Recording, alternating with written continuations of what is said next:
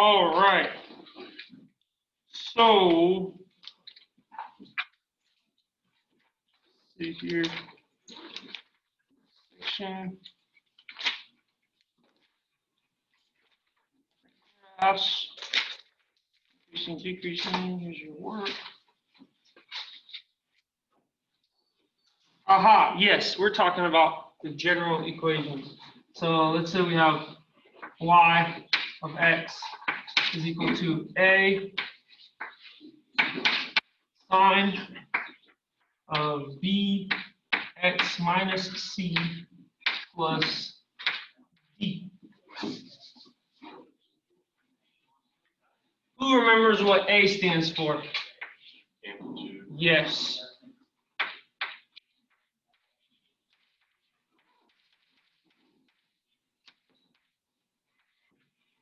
So in our graph for like sine and cosine, let's say we got sine over here. Okay, so here's one, here's -1. Clearly this is pi over 2. This is pi. This is 3 pi over 2. This is 2 pi. Okay. The amplitude is really the number in front of the sine or the cosine, actually. It's the absolute value of that number. So this equation for this function is y of x is equal to, actually we can also say y of t. We could replace x's with t's. It's fine to do that. Doesn't matter. It's the same thing, just a different variable. This is equal to, you know, sine of t. But the amplitude is the absolute value of that number in front of the sine of t, which is the number 1. Notice that geometrically speaking, that is the difference between the crest and the trough divided by 2. You guys familiar with that terminology? The highest point of a wave is called the crest. The lowest point of a wave is called the trough. Okay. Pardon me? I said no, but I guess I am now. Yep. Yep. That's typical wave anatomy. Okay. So you get that value and divided by 2. Notice that this is 1 added to another 1. So the total is 2. Divide 2 by 2, you get 1. Okay. So by that same token, let's say I had a function like this, and I had cosine, right?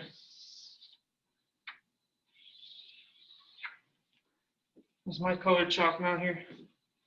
Oh, I should have brought it. I forgot to bring it again. It's okay. So we got this over here. Here's cosine.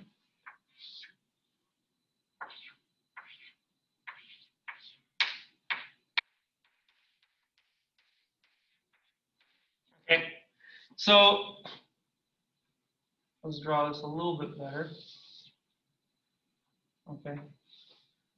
So this is the highest point 1. This is the lowest point, -1.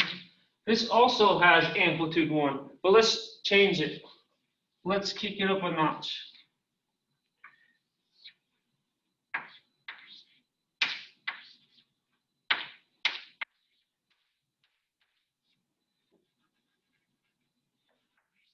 Okay.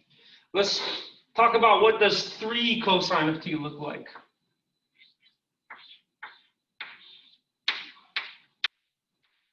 Okay, so it would be just like cosine of t, except now its amplitude is what? 3. So it's actually going to look like this.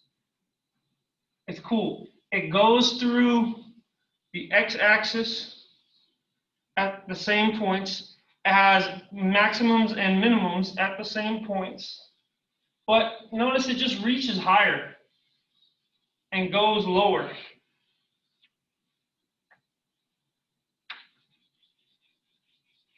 Make this one distinct by adding zigzags. I should bring the color chalk. It would make it look better. Oh, what am I talking about? Let's try and actually see if this works here. Oh, yeah.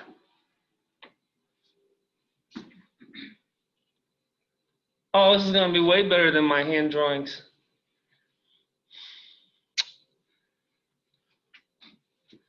What I can do is I can have Kinsey take a look at that.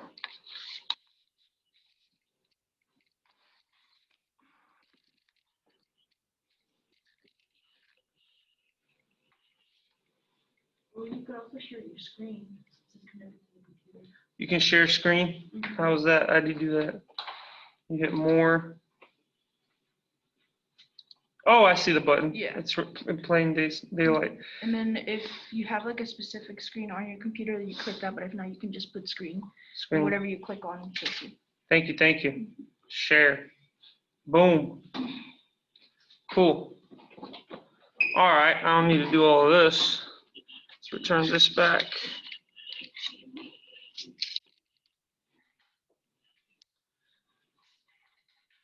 All right, there's this really cool website called Desmos, guys. It is your best friend. Desmos. It's a very beautiful graphical interface. All right. So let's start graphing stuff. This will allow us to discuss this right here. So I'm going to delete my graphs and I'm going to save the board for what I talk about the graphs.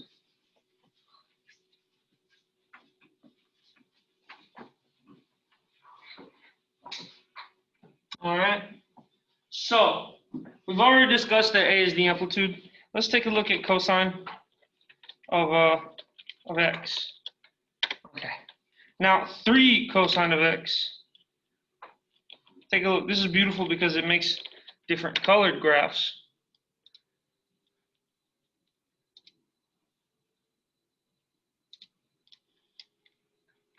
You guys noticing what's happening here? It's just raising the cosine function up and down. So the highest point it reaches becomes a +3, and the lowest point it reaches becomes a -3.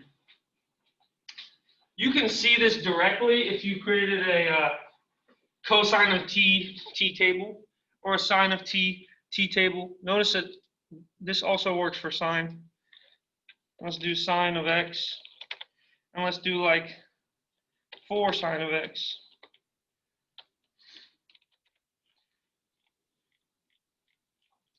You see that?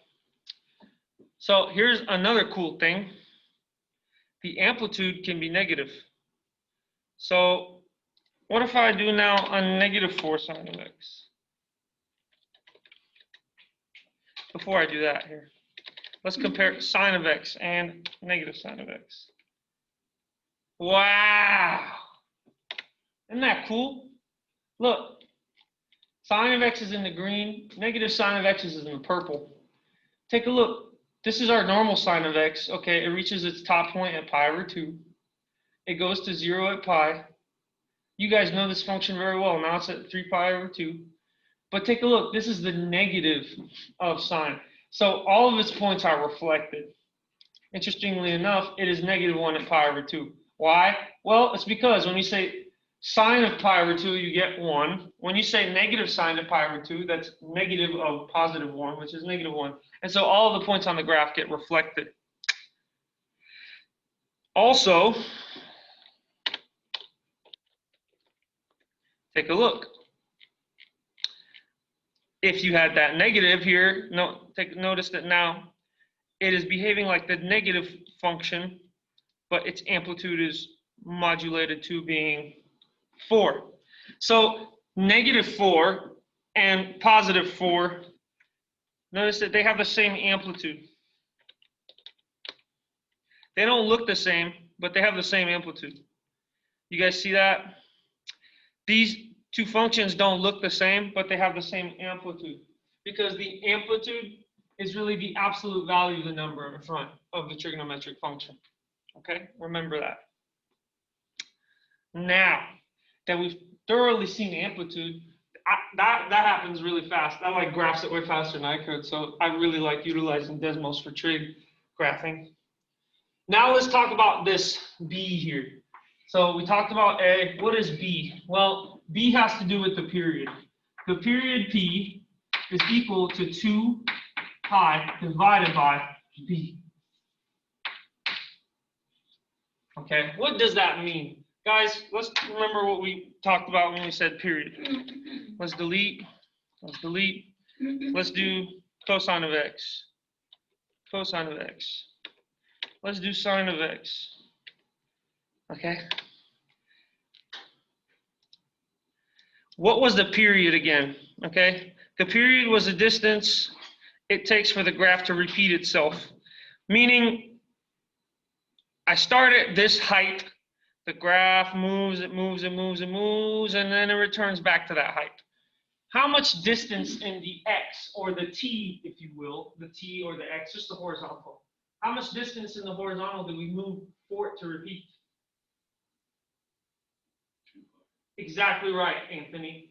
And so that is exactly the period of cosine. And that is actually, furthermore, exactly the period of sine as well. Because if we take this as our reference point, this also takes 2 pi. I know what you're thinking. Well, what if I started counting not at the beginning? What if I started counting from here all the way to here? Notice that the difference between 5 pi over 2 and pi over 2 is what?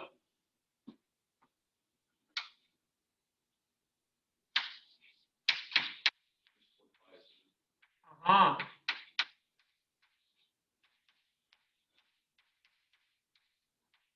4 pi over 2, namely, which reduces to what? Yes, sir. So take a look. It doesn't matter where you start measuring. It doesn't matter where your reference point is at. Your period is the same. Okay? Now, let's spice it up a little bit. Let's talk about sine of x. We know that sine of x has period 2 pi. So let's keep the amplitude 1. And now let's play with the period. We know that the period is equal to 2 pi divided by b. So let's construct a sine function that has period equal to pi. Let's shorten the period by half. What should I choose for b for the period to turn into a pi? What was that? Oh, yes, 2. Why did I say 2? Because 2 would be b, right? B would be 2, and so I get period is equal to pi because period is 2 pi divided by b, right? So I'm referencing the function. The function I'm talking about, guys, is f of t is equal to sine of 2t. Let's take a look at what sine of 2t, or sine of 2x, if you will, looks like. It's the blue. Let's check out what the blue is doing. Okay, it goes up, down, and then back up at, boom, pi. So now it takes a horizontal distance of pi for it to repeat itself. Isn't that amazing? We have caused the wave to wave twice as fast as the original sine function. Does that make sense? This 2 makes the wave go through 2 full periods as opposed to 1 period of the sine. So actually, that's not a good reference point. That's a good reference point. That's a good reference point for the sine of x. That's the period there. But notice that sine of 2x goes through 2 full periods. 1, 2 in the horizontal distance for the original function. You guys see that? It's a consequence of the fact that the period is defined as the coefficient in front of the variable divided, 2 pi divided by the coefficient in front of the variable. P, period P, is 2 pi over b for any trigonometric function. So this is something to remember. And I'm showing you that that is the case. So what happens now if we compare this to, let's say, 4? Take a look. 2 pi over b becomes 2 pi over 4, which is pi over 2. Now the function goes through a full cycle every pi over 2 radians. And how many pi over 2 radians are there in 2 pi? There's 1, 2, 3, 4 of them. So sine of 4x oscillates through 4 cycles in the time it takes sine of x to oscillate. You guys see that? Here's one cycle. There's no cycle. There's no cycle. There's no cycle. You guys see that? You guys get what I mean by cycle? The graph starts at one way and then it returns at that pattern. It goes up, down, back to the original spot. Up, down, back to the original spot. That's what a cycle is. It's called a cycle actually because it correlates to a circle. It's all the values of sine around the circle. And then you repeat back to your original starting point. Then you do it again and you repeat back to your original starting point. It just keeps repeating. This is why the domain for the sine and the cosine functions are all real numbers. Because you can input anything and you'll output something. Now, you know what? We're tired of sine. Let's try cosine. Let's do cosine of x. And now let's do cosine of 1/2 x. Whoa! What's going on here? Whoa! This is in the purple. Okay, so let's take a look here. Boom. It goes down and up back to its original spot. Boom. At 4 pi. Whoa. So you're telling me when I put a fraction for b, it actually elongates the wave. Why is that? Well, it's just the mathematics of it. If the period is equal to 2 pi over b, by definition, for that function in purple, I get 2 pi over 1/2. Multiplying by reciprocals, 2 pi is really 2 pi over 1. So this becomes 2 over 1 when you multiply by reciprocals, and you get a 4 pi. So that's why the period is 4 pi. It's just the definition, okay? So I think I beat this dead horse for this guy. Time to move on.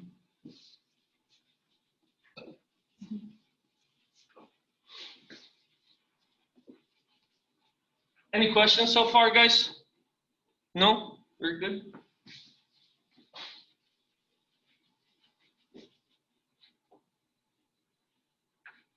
All right.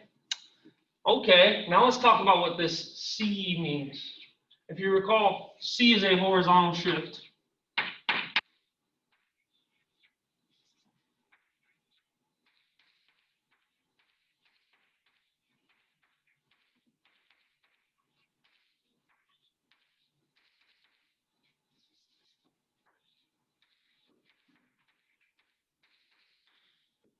Okay, but it may be a little counterintuitive as to how it's shifting horizontally. So, because we have the luxury of having a graphical computer algebra system, why don't we just kind of see what happens here? Let's get cosine of x, and let's put something in for C. Any wishes? Somebody give me a number. 5. Okay, so you said positive 5.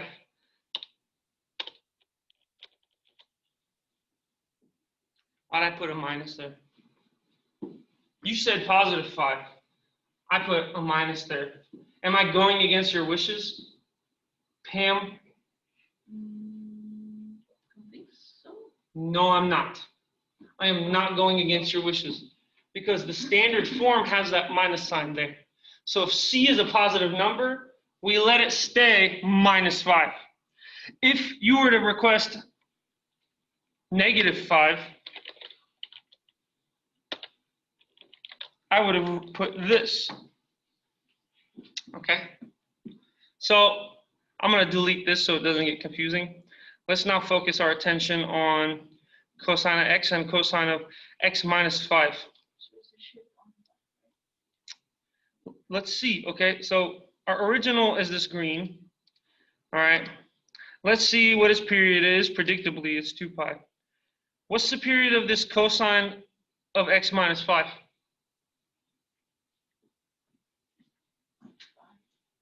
The period is 5.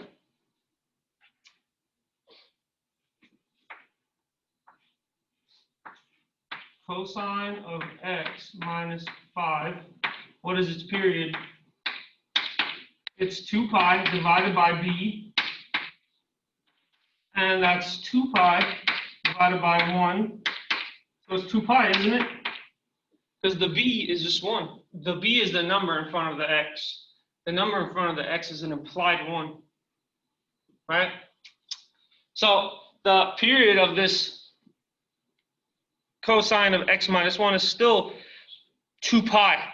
All right? So let's take a look maybe from this reference point to this reference point.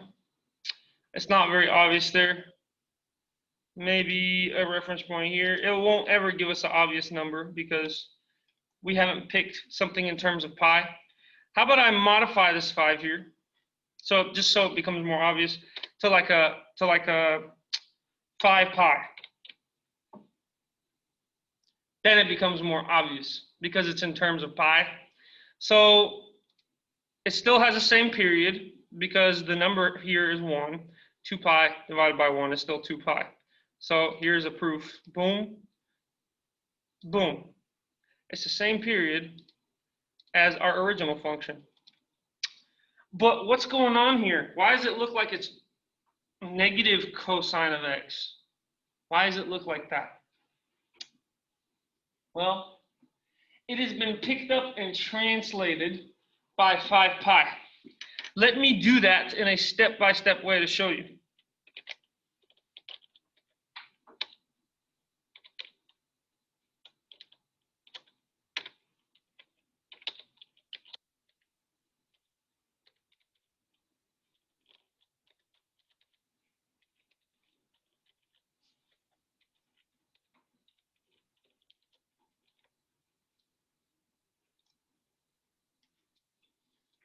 What is going on here?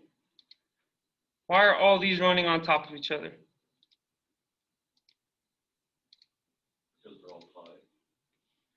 Is that why? Because they're all pi? Because I'm all translating by pi each time? Probably. Should I try translating by more than a pi? So,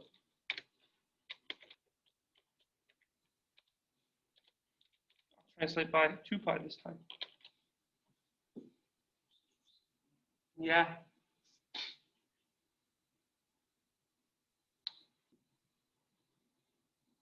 How much is it being translated by the original function? So look, let's just only have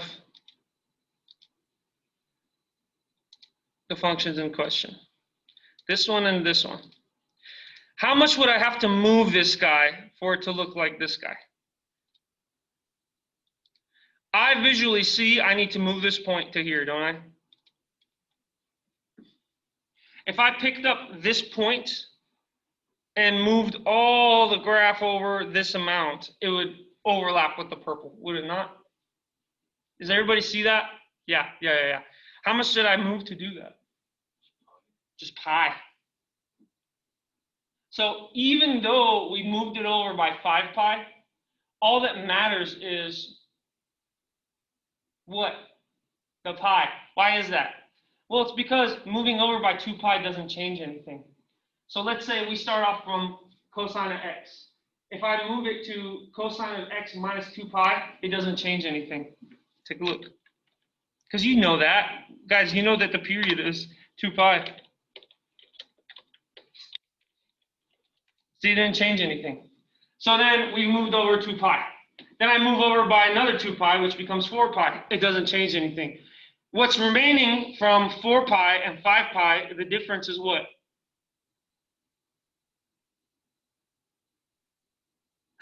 Just a pi, right? So after the 2 pi's get used up, in 5 pi we have a 2 pi and another 2 pi, and what remains is 1 pi. So that's what is showing up here, that translation by that 1 pi. Does that make sense? If I were to translate by an even number here, you wouldn't see any difference at all. 100 pi. Dude, see that? It wouldn't matter. But the second I pick some odd number, maybe 3 pi, boom, it overlaps with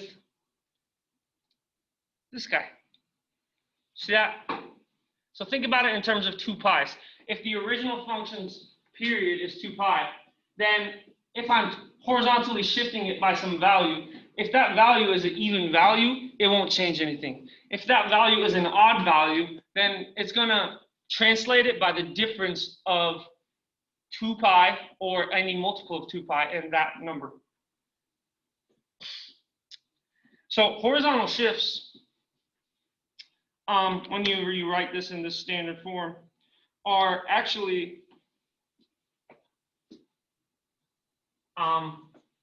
C over B, given to you by ratio C over B, where if this is less than 0, this implies shifting to the left.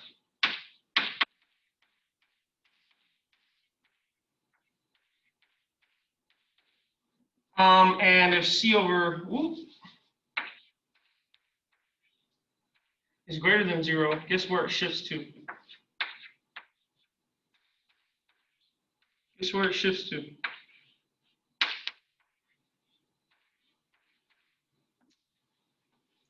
What is it, like too early in the morning for you guys?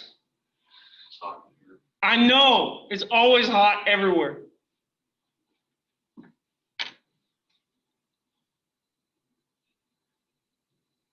Okay, so let's analyze something simple like this.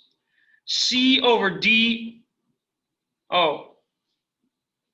C over B, I mean. C over B here is 3 pi over 1, right?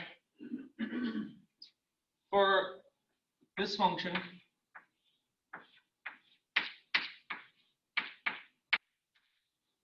C, which is 3 pi,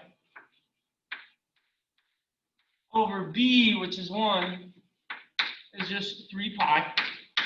Notice that 3 pi is greater than 0, so the shift occurs to the right. Notice that if I were to change this and put a plus, the shift would occur to the left. It's not very obvious that that is happening because the signs repeat, so it's kind of hard to see that. But that is what's going on. Maybe it might be more obvious if I do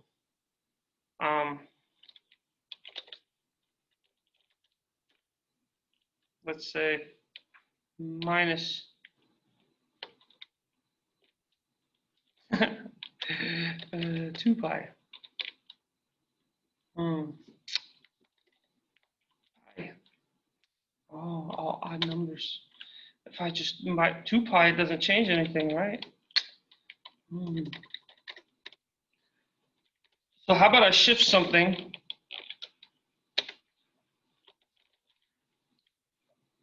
by, let's say, pi divided by 2.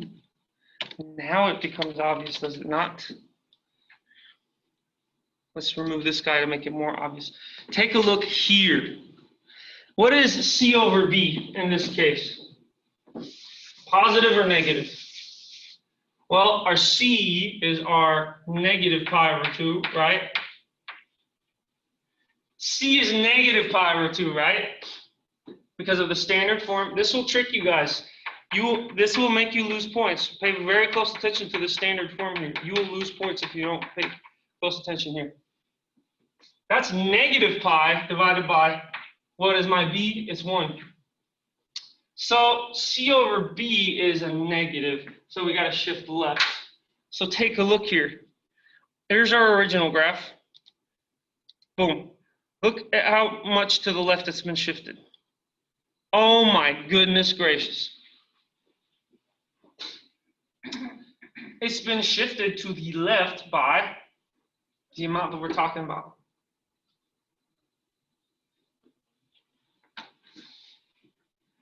Clearly by C.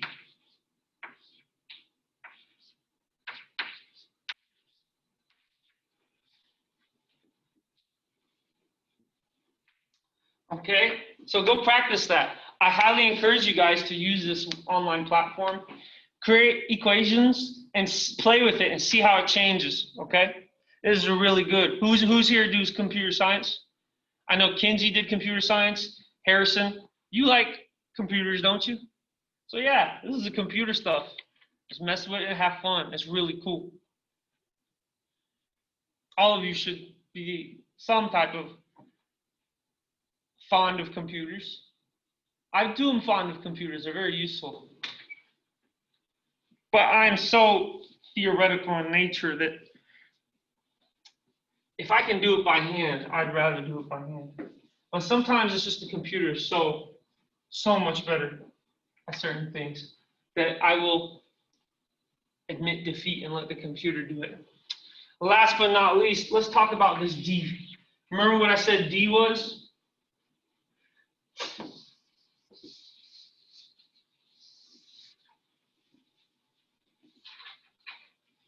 Vertical shift. Vertical shift. Right, yes.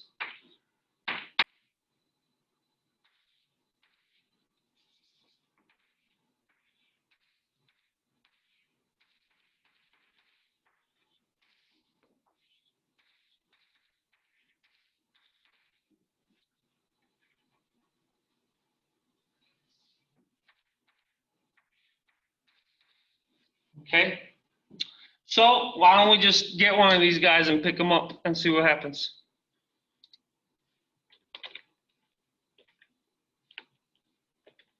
I want to pick this guy up. You want to pick him up and put him up or put him down? I want to put him up how much? 3. So I'm going to put a +3. So the vertical shift works how you intuitively think it does. Because the standard form here is a plus. The horizontal shift does not behave intuitively like you think it does. Okay. Boom. It's the same function, look. Same function, same period. It's the same thing. We just picked it up. Second cosine of x, -1.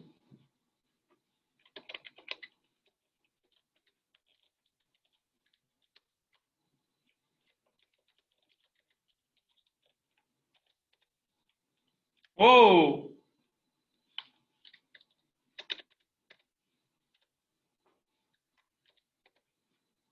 See? Vertical shift is pretty simple.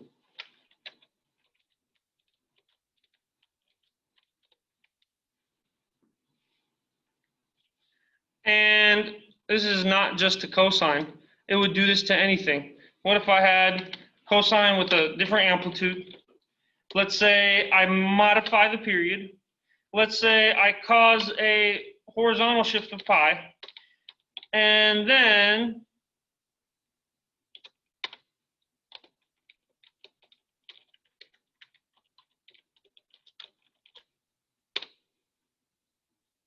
let's do something more exaggerated. You guys see that? It picks the same thing up and moves it up. So you will be expected to deal with functions like this, where it has a non-trivial amplitude, a non-trivial period, a non-trivial horizontal shift, and a non-trivial vertical shift. You might be expected to graph that by hand. Hinty, hint, hint. That could definitely come up on a quiz or a test. Graph 3 cosine of 2x minus pi plus a 4. But for example, it won't be that very thing. Don't just memorize that thing and hope it's going to show up. Know how we can graph that. Okay? One way to graph that is through a series of transformations. Okay? A series of graph transformations where you start with cosine of x. Okay? Let's build that blue thing up there. We start with cosine x. Then we modulate, we modify, we increase its amplitude. Then, after we increase its amplitude, we change its period. Then, after we do that,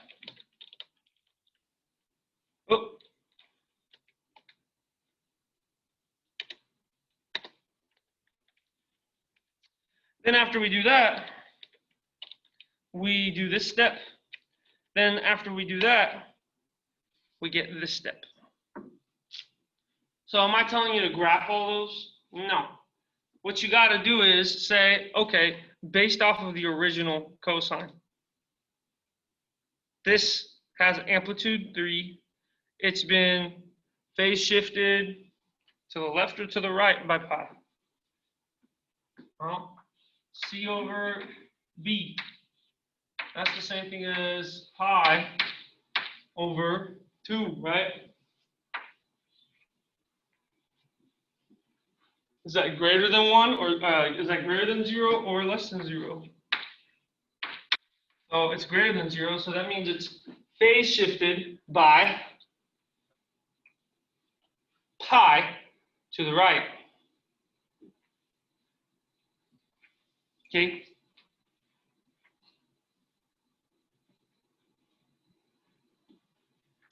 Or actually, take a look here.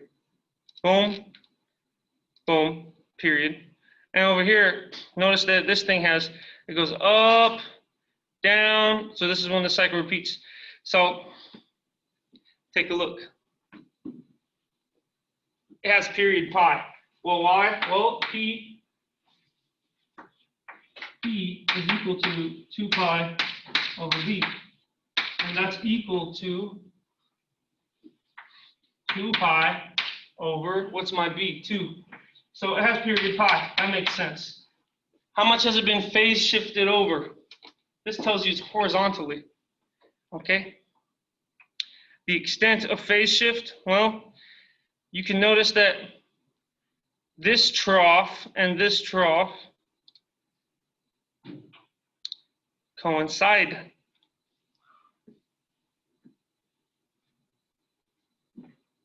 So this is a very important concept. I'm gonna definitely put this on the exam. I don't feel like that's unfair to say that out loud. Okay. Another way you can graph these functions is to create a y of t table. You don't need this computer algebra system. As neat and beautiful as it makes the graphs, you will not have that on the test. But there's a way to graph something like that. So I'm not going to do that very complicated one, even though we could. I'm going to just kind of change the numbers so it's not as hairy. So maybe make that a 2. This 2x is okay. This pi is okay. I want to make that a 1.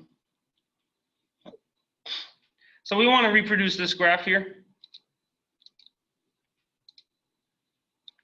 Just for some values here. Okay. So take a look. I'll let t equal 0. What is that value here?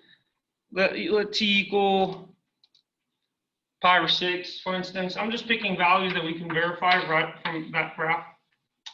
Let's pick pi over 2. That should be sufficient at this point. Okay. Let's say our y of t is that function, 2 cosine of 2x minus pi plus 1. So y of 0 is the same thing as 2 cosine of, I replace every x or t with a 0. So this becomes 2 multiplied by 0 minus a pi add a 1. That equals what is the output for y of 0. Notice that this decomposes to a 0. So I get 2 times the cosine of negative pi. From class last time, we know that the cosine of negative pi is the same thing as the cosine of pi. Because cosine is a what kind of function?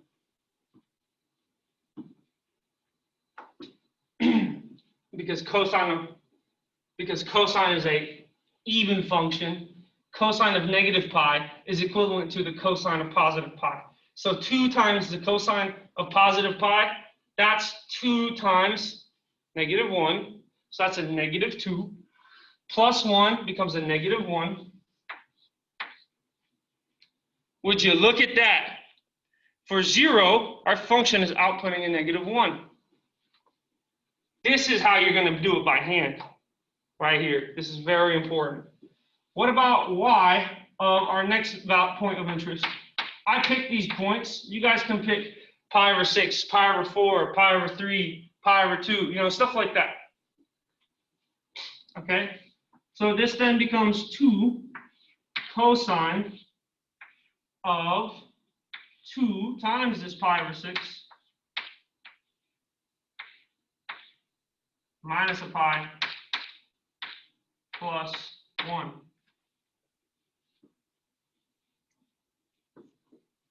Let's think about this now. These two interact, and I get a pi over 3 here. So then I get pi over 3 minus a pi. Pi over 3 minus a pi is the same thing as, I'll write this out.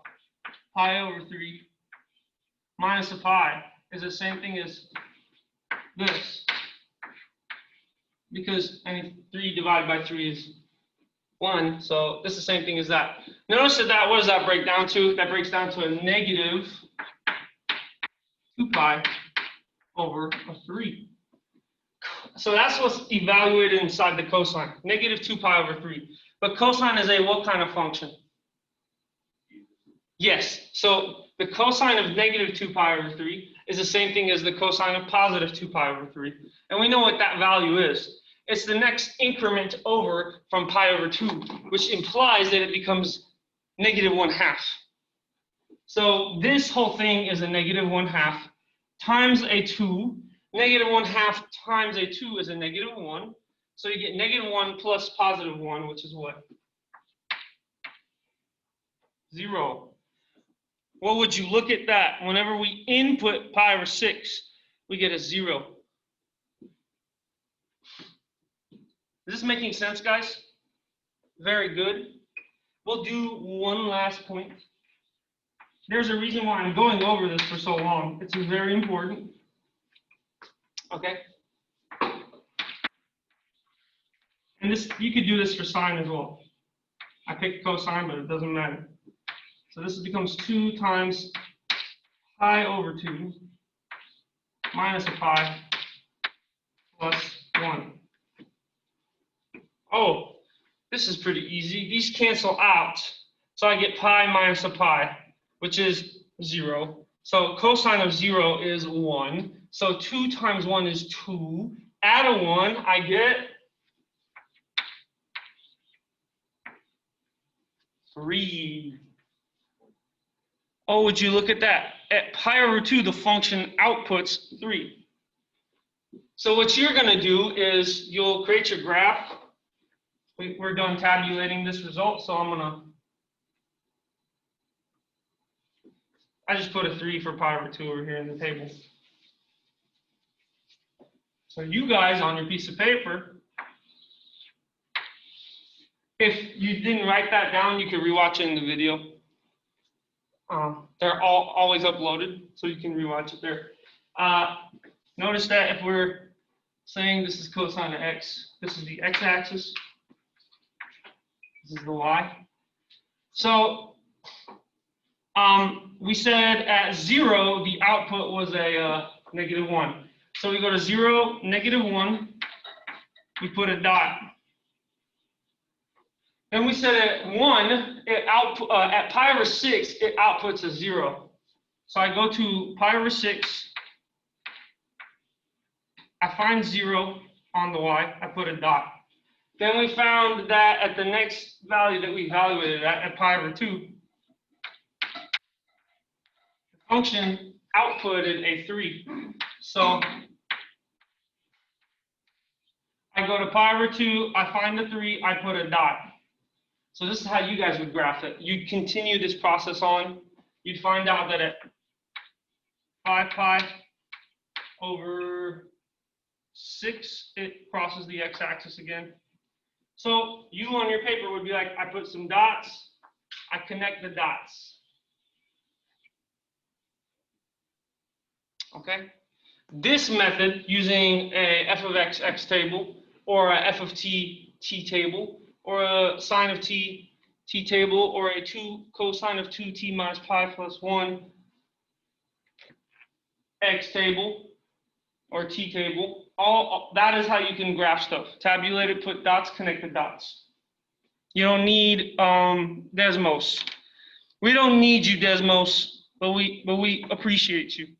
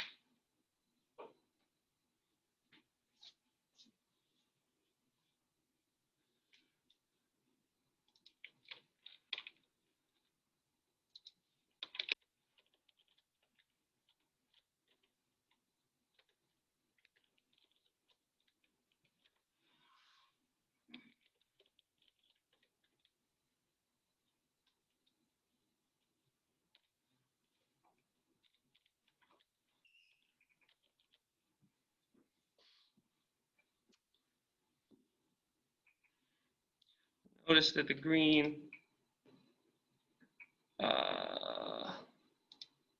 where is this? So this is up, down, up. And this is analogous to this location here. These two locations here. So notice that the phase shift is not necessarily pi. Remember, one last point I want to make is that phase shift is not C. It is C over B, right? And the sign, whether it's negative or positive, of C over B tells you whether it gets shifted horizontally to the left or horizontally to the right. Here, C over B, for instance, is a positive pi over 2. And that's greater than 0. So it's a horizontal shift to the right by the pi over 2 value. So it's not horizontal shift to the right by pi. Remember that. Okay? It's this ratio C over B. All right. Moving on to 4.2. So your homework for 4.1 will be due this upcoming Thursday. So you get some extra time for it. Sound good? Awesome. Oh, now we're moving on to 4.2. I might as well just keep this up here because we're still doing graphs.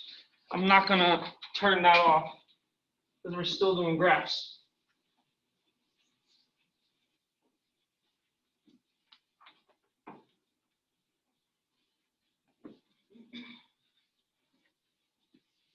Does anybody have any questions? Okay. You have your textbook if you're confused, but you also have me. Feel free to ask me, guys. You guys seem really drained. in the mornings.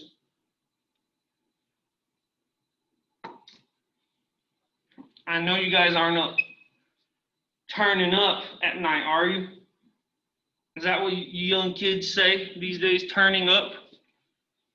You need to turn up the amount of effort you put in to my math class. I'm not saying you guys don't put effort in, you know. I'm just saying focus on academics. Don't have any fun. Don't hang out with any people.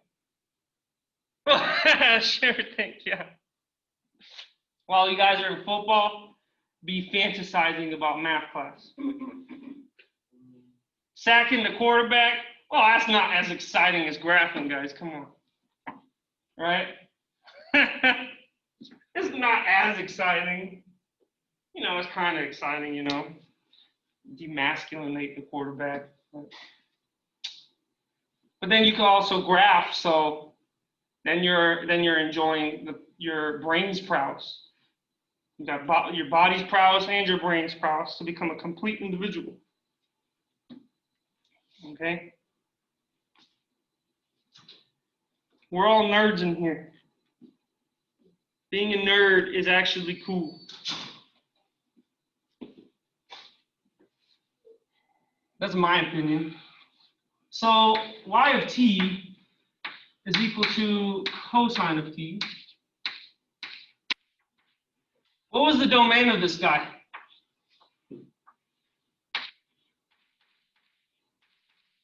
What was the range of this guy?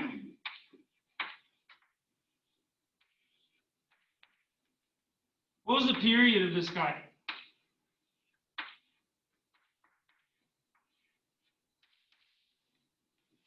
I'm waiting. While I'm waiting, I'm going to write other stuff.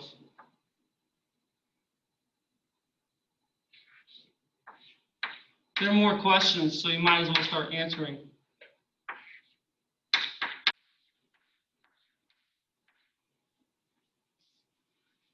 I really appreciate your guys' participation. I know it's difficult, and some participate more than others, but I really appreciate every one of you. You guys are all very engaged.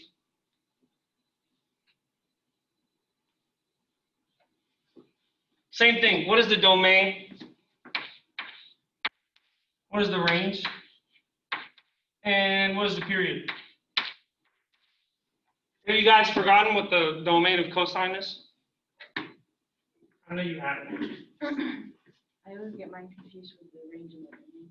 Oh, okay. The domain is the inputs that produce valid outputs.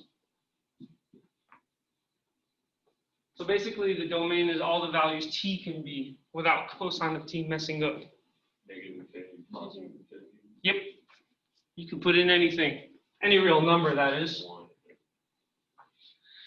So what about for sine? Still the same thing. Same thing.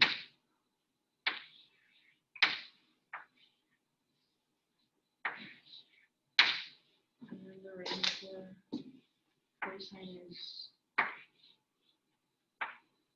1, -1. Yes.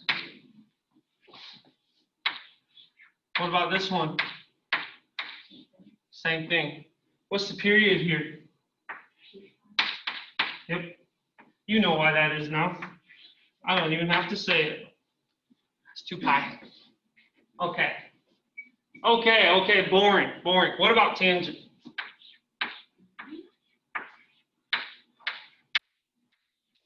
I heard a sigh, like, oh no. Now I have to think about tangent. Yeah, you have to think about tangent, and you're going to have to think about secant, and you're going to have to think about cosecant, and you're going to have to think about cotangent. But it helps to think about tangent as what? It's pure elements of what it's composed of. Tangent is composed of sine over cosine. Is it not? Okay. Is it not? It is, isn't it? So sine has domain all reals. Cosine has domain all reals. But sine over cosine cannot have domain all reals. Because there is a output that cosine could spit out that would be very bad. What would the output be?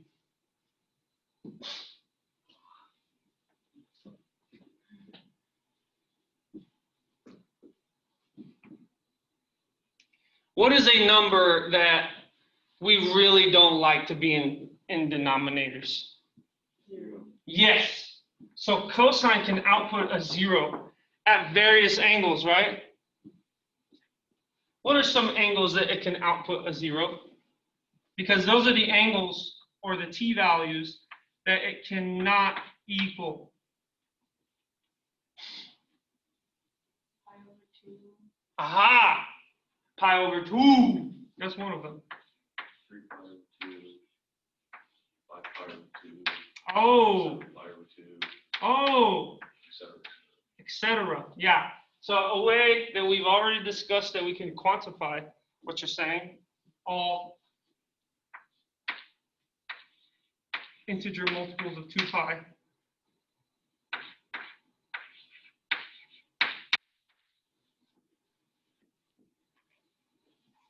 So the domain of tangent is all real numbers except for integer multiples of these two values. Okay. So how does that make tangent look like when we graph it, is the question. Also, what is the range of tangent? And what is the period of tangent, is the question.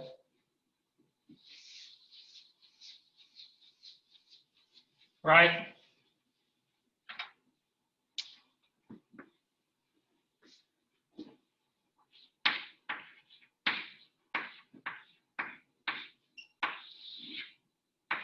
The way we graph stuff is we create tables.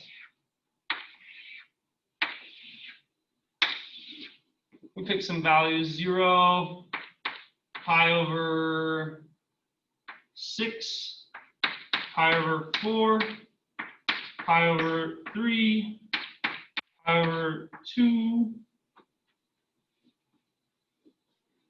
Let's just do these for now.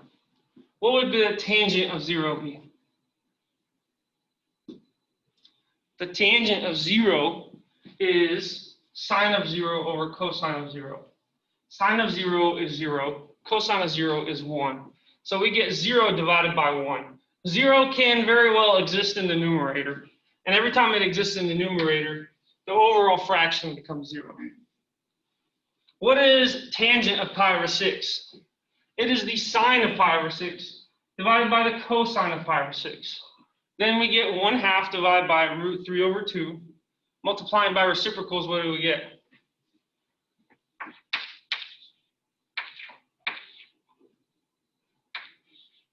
This is after we multiply by reciprocals. I get 1 over root 3, which when you rationalize, you get what? Root 3 over 3. Yes, sir. What about tangent of pi over 4? It's the sine of pi over 4 divided by the cosine of pi over 4, which they're the same values. Sine of pi over 4 is root 2 over 2. Cosine of pi over 4 is root 2 over 2. Anything divided by itself is what? Yes, sir. And pi over 3. What is the tangent of pi over 3?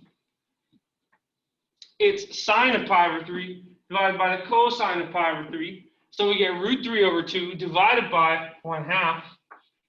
And when you multiply by reciprocals,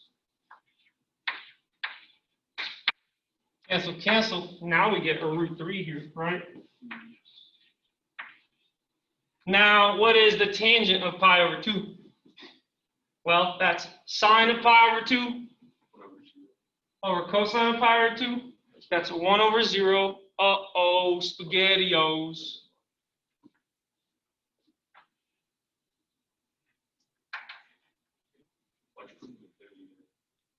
Technically, it's true. It's undefined, but it's technically also infinity. Why? Why? Because whenever you divide a very tiny amount, whenever a very tiny number is in the denominator, the overall value of your expression tends towards infinity. Let me show you an example. Let's take some arbitrary number 5 and keep dividing it by bigger and bigger numbers. 5 over 10, 5 over 100, 5 over 1,000, 5 over... That's just a really tiny number. So, oh, what am I doing? I'm expanding the denominator. I need to decrease the denominator. Scratch that. 5 over, let's say 100. Let's go in reverse. 5 over, that's dyslexia striking again. Boom. 5 over 1, that's trivial. 5 over 0.1. 5 over 0.001. 5 over 0.0000000, a really tiny number. That's a huge number. It just keeps growing towards infinity. That's why I put infinity. Infinity undefined, it's kind of the same thing. So I wrote that for a reason. It's not to confuse you or throw you off. It's because, look, tangent of x. Look at how that thing looks. Look at how that graph looks. It's very beautiful. Here in a little bit, I'm gonna have to give you a quiz, but let's discuss what this thing, why does it look like this? Oh yeah, you guys thought you were gonna get away without a quiz?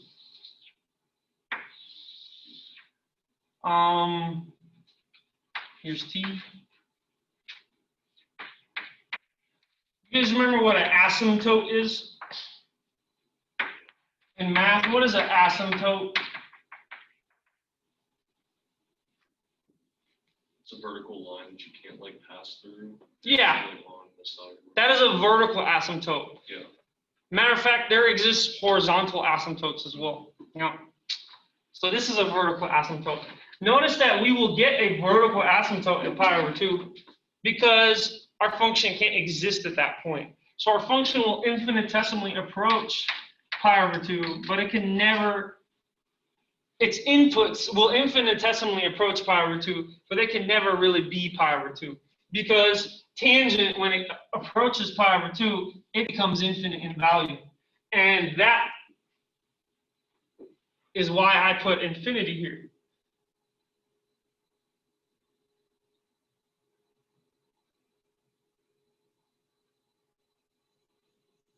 Furthermore, because tangent is an odd function, this happens here. Wait, Professor Miyagi, tangent is an odd function. How do you know that? Well, I know that the tangent of a negative t is equal to the negative tangent of t. I'll prove that and I'll give you your quiz. And now I'm going to switch to my right hand to do it quickly.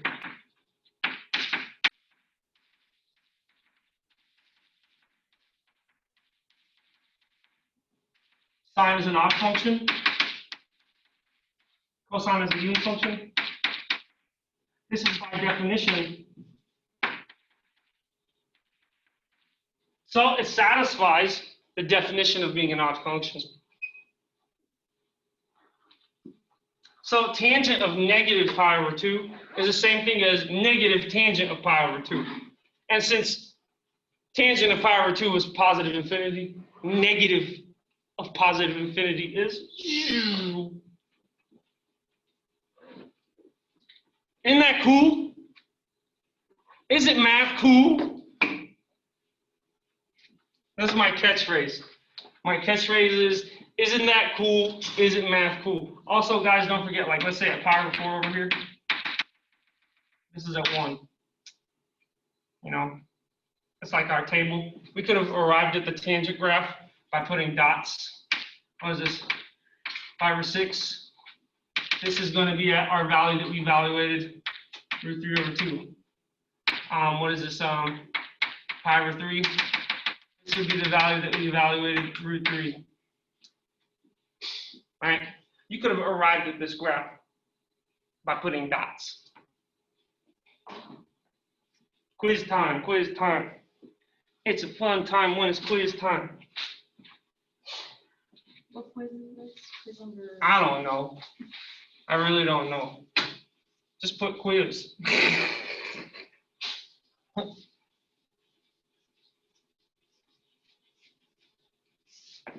I'm a very go with the flow kind of person.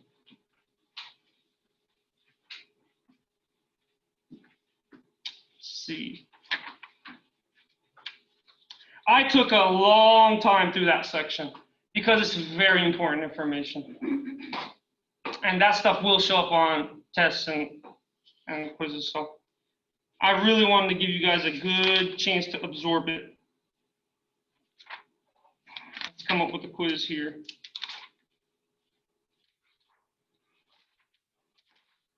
Has to be stuff we've already talked about for a while.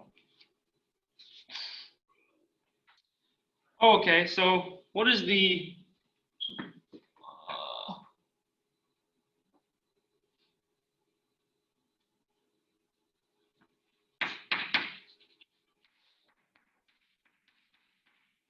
here's number one. Work on that. We're wrapping that through. No, just evaluate it. Give an exact answer.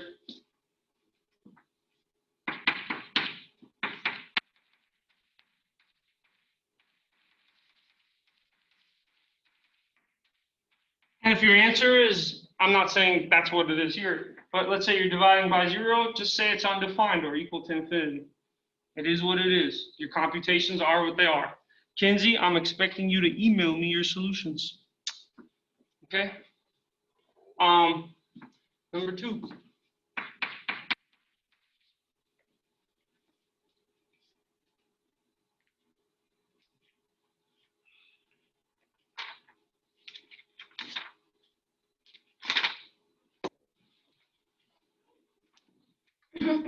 Yeah, memorization doesn't help you on this stuff. So you need to be able to think about it.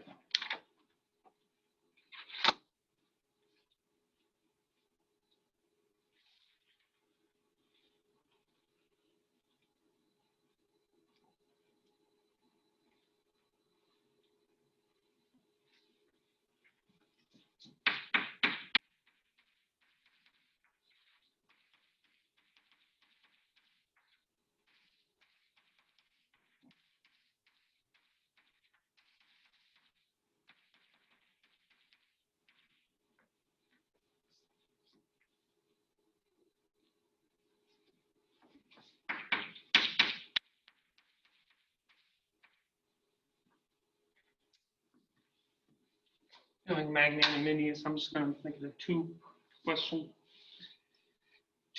quiz. Whenever you're done, let me turn it in. I'll see you guys later.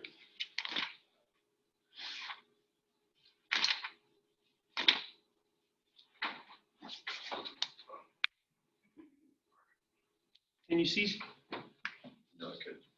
Okay.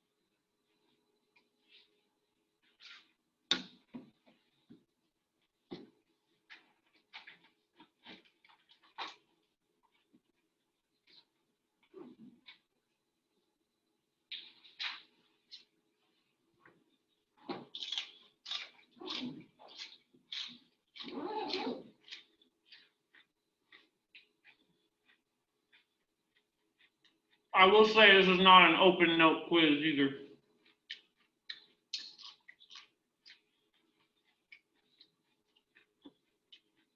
For everybody who has like notebooks open, please just do your assignment on a loose leaf of paper. It's not a big deal. I'm just saying. It's not a big deal. Just, don't do that. Thank you so much.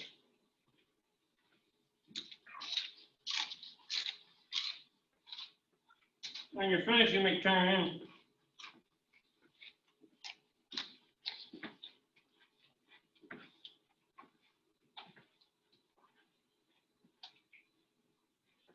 Again, take a tear out a piece of paper and then do your work.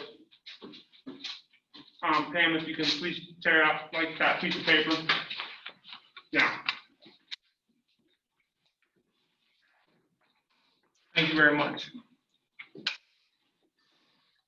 Yeah, all these are just one page. Yeah, I believe you. I'm not saying anything.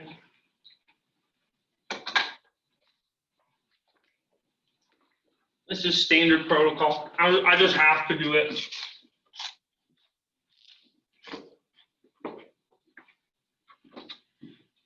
I don't mean anything by it, so.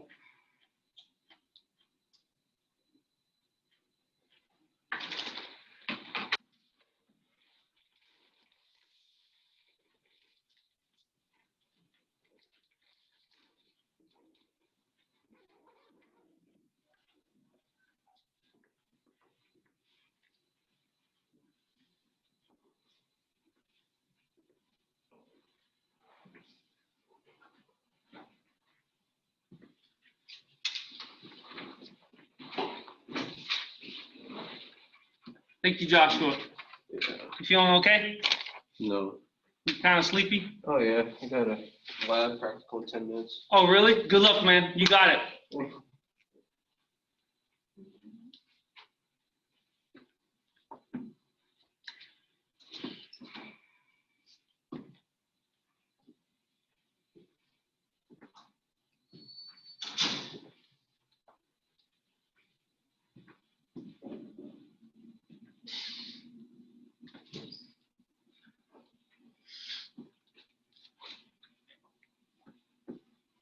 Okay.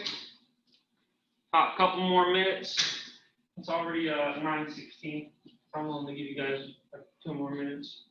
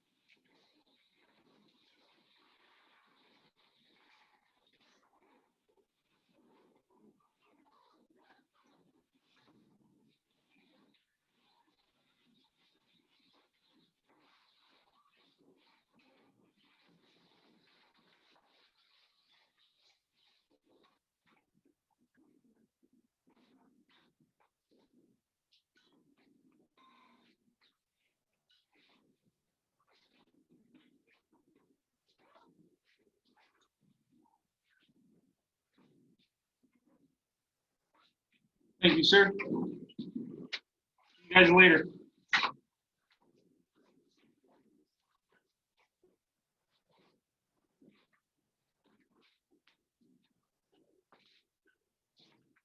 Thanks, Harrison. See you later. Too.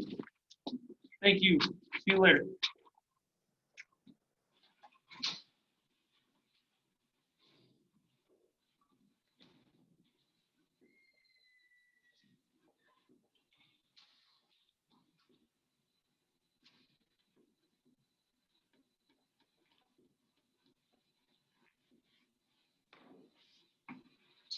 I emailed you my quiz. All right, thank you.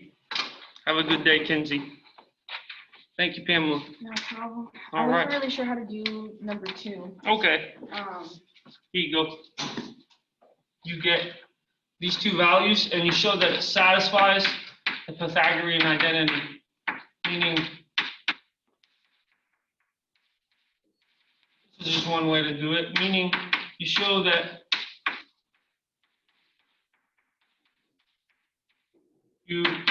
this equals 1.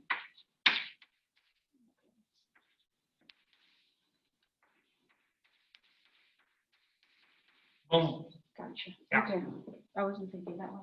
That's I was okay. thinking of converting like the points they are giving in the unit circles, so like 1/2, converting that into decimals to see how that would fit in Yeah. a more practical way, but the numbers that were given were bigger than that, I think, so. Right. So, I mean, another way to think about it is like, okay, it's like a little bit like -3/5 over here and like 4/5 over here. So it's at this point right here. Yeah. So maybe you can create a triangle, like a triangle like this, where this is -3/5. This is 4/5. And I have And to that the hypotenuse. Show that the hypotenuse equals 1, which again, it goes back to this. Okay, okay, Mhm. that makes sense. Yeah, if you showed the hypotenuse equals 1, then that's like the same thing. Okay. I'll think about that next time. All right, yeah, don't worry about it. I think that's your binder. Oh, it is. Good work. Thank you. Keep up the great work.